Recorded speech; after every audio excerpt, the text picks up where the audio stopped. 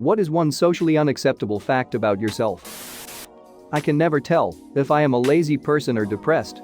This comment is heavy for me because I'm currently crawling away from years of crippling depression and I didn't even realize I was depressed. I can only give examples from myself, but not sure if it would apply to you. I recommend giving yourself some time to read on your issues or watch, listen, or talk and spend some quality time with yourself, like yoga, jogging or taking a hike solo during a nice day, or whatever your poison is. First of all, if thoughts and motivations fly by in your mind at the speed of light and you can't hold on to any single one of them, it becomes really hard to discover anything about yourself, and we call this a mental disorder of the sorts, ADHD. Depression fuels this by a whole lot. And not being able to focus makes you miss every single enjoyable step of every single thing in life. Brushing your teeth, driving, working, studying, walking your dog. Instead of finding ways to get things done, be gentle to yourself about your shortcomings and enjoy anything. You just want everything to be over with so you can return to your escape. Second thing I realized was that I had dreams and aspirations, but never took a solid step to achieve them.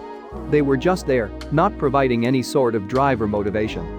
I would just go through life and make excuses constantly to remain in my comfort zone because I was burnt out and couldn't summon the energy to undertake a single challenge. Another clue was my past. I escaped it wherever I can, never wanted to do anything with it, never developed any perspective, and was stuck with the same thoughts and beliefs up until I started living outside of it. There are other things I went through, but this is enough Reddit reading, I suppose.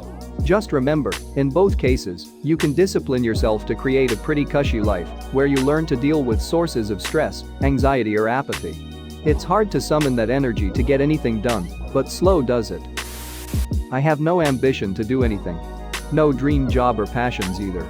I'm not depressed by any stretch, but I just would be happy and fine if all I did was lay around all day and live off saved money. However, most people are utterly disgusted by that, so I lie and pretend I have a dream job or that I'm passionate about certain things. I honestly only really do any of those things for money or to pass the time. I don't care about any of them.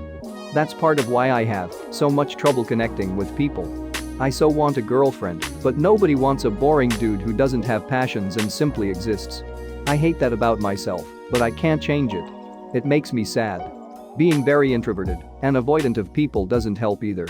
Don't give up. I'm girl, and I feel the same way too. My manager has recently brought up my career path and talked about where I want to go, and I have no freaking idea. Like, I'm fine where I am.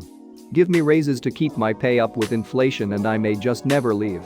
No promotions necessary. I'm ambitionless, I just want to make enough money to survive comfortably and then play video games all evening. I'd be perfectly happy with a man who felt the same. At the same time, I am also an introvert who has no interest in a relationship or marriage. I'm not opposed to the idea, but I don't particularly care. I'm never going to seek it out. I think that might be the main problem finding people like us. We kind of stay home not doing much, so we are hard to find. We do exist though. Edit. I guess I may not fit this perfectly. I'm always doing something. I suppose I have passions. Video games and rewatching TV shows for the 76th time, but none of those passions are ambitious in the least. I pick my nose relentlessly. I have found my thread. Legitimately one of the funniest threads I've read in a while. There's two types of people. People who pick their nose and liars. I talk to myself as if people were listening even when I'm alone. I have fake conversations with people I know in my head that result in me argumenting loudly to no one. Same. Sometimes I'll redo past conversations I've had, so I win them. Same sometimes if I get really into it, I'll start verbally saying shit out loud lol. I have no real desire to do anything extraordinary with my life. I just want have my own little corner in the world and not be bothered by anyone. Or bother anyone. Same, I just want to live a quiet little, hopefully, happy life. I like to work, but don't want a whole career. I've never really had the desire to move too far from where I grew up. I don't want even the tiniest amount of fame, and I'm content not being remembered after I die. Just going to keep chugging along until I'm done. Same thing, I was pushed a lot from a young age, and just now started realizing that maybe all that joyless living was not worth it just to get better grades or be better than everyone. Should have saved some ambition for when I'm grown up, but it's too late. Same. I think a lot of people mistake their parents' ambition for their own. When my dad died when I was 26, in a way it was a relief because I didn't have to answer to him or his expectations anymore. I feel like I'm constantly analyzing how to interact with people. Every conversation I have feels like a performance and not the real me, like I'm just mimicking other conversations I've read or heard. Edit. Wow, so many responses. Thank you to anyone replying. I probably won't be able to respond to everyone. The supportive comments are great. I will definitely take many of them on board. It's also comforting to know others feel similar to how I do, and I wish you all the best of luck too. I feel this way as well. The worst part for me is the post-mortem of dissecting a conversation after it happened and detailing exactly what I said and could have said better in a more meaningful way. Exactly this. I'm also like, did I talk too much? I shouldn't have said that. Did I do something wrong? God, it's so difficult and exhausting. No matter how hard I try, it's like I'm on autopilot and my mind just starts analyzing the shit out of it all. Why? And this analysis 100% of the time determines that I said something hurtful, wrong, weird, or that I should have said something instead of having kept quiet. This last one is the worst because then the different possible scenarios of what I could have said start running through my head.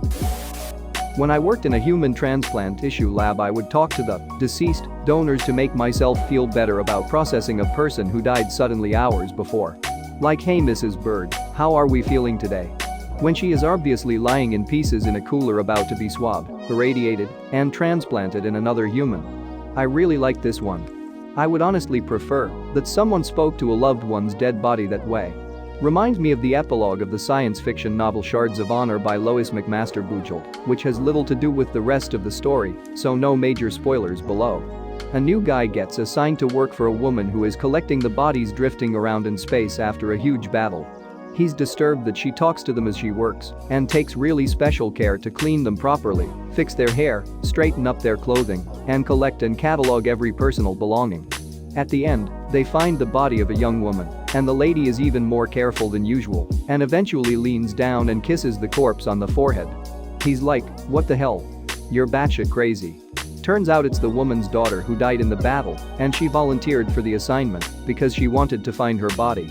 Book ends with the guy having a change of heart and treating the duty with the same care that she does. I have never been in an emotionally deep and mutually trusting relationship. I want to be, but I've never met someone who felt the same way. I'm very introverted, and one poor relationship experience left me reeling for the better part of a decade. Same, but instead of the poor experience I got a mini list that makes up my entire experience. Asked out as a joke, asked out to make someone jealous, asked out by someone who had turned out as gay and was hiding it from his family. Oh, and he went after my brother. I got awkward hugs, brother got a foot job in class. The only reason I still have hope is that I am still young, so I got time. This might sound extremely weird, but I keep a spreadsheet of my friends and different facts about them, like birthdays, conversations we might have had, shared interests, etc. I have OCD and pretty severe social anxiety and constantly obsess over details and relationships, and this helps me feel more in control of my social life. Edit. Wow. Woke up this morning to all the comments and rewards. Thank you lovely internet strangers for making me feel a little less weird for a day. Y'all are wonderful. You made a Stardew Valley wiki for your friends. Handy and resourceful. Hopefully it includes a schedule as well. Mike, 9 a.m. Saturday, goes to the local pond and stands there until 4 p.m. I don't want to work. I just want to live in a grassy field and eat fruit. I like you in the innocence of this. I get you. I'm chronically ill, and the thing I enjoy most is simply sitting in the sun, where it's warm, and watching the breeze go through trees. I could do this forever, I think. Yes, the simple joys of life. I had a coworker who was allergic to sunlight. She would break out in blisters from any amount of exposure to UV rays. As such, she basically stayed completely out of the sun or wrapped herself up, head to toe, anytime she needed to venture out, such as commuting to and from work. I often think of her when I enjoy a nice warm day outside, and I feel a bit sad for her situation. I guess the only silver lining would be that she's over 60, but doesn't look a day over 30. I daydream way too much. I'm constantly daydreaming. At home, at work, while I'm driving, before I'm sleeping, while I'm eating. I'm always daydreaming. Edit. I was not expecting this to blow up as much as it has. I'm really glad to know that I'm not the only one. I'll try to reply to everyone individually. I do too. Started to wonder if it was an actual disorder of some sort. There is a thing called maladaptive daydreaming, but I don't think I'm that far gone yet. I've struggled with maladaptive daydreaming, although not too severe thankfully. Basically a good place to start is your daydreaming always voluntary? Can you turn it off? People with severe maladaptive daydreaming sometimes are in their heads for hours, preferring their daydream friends' life characters over reality a lot of the time.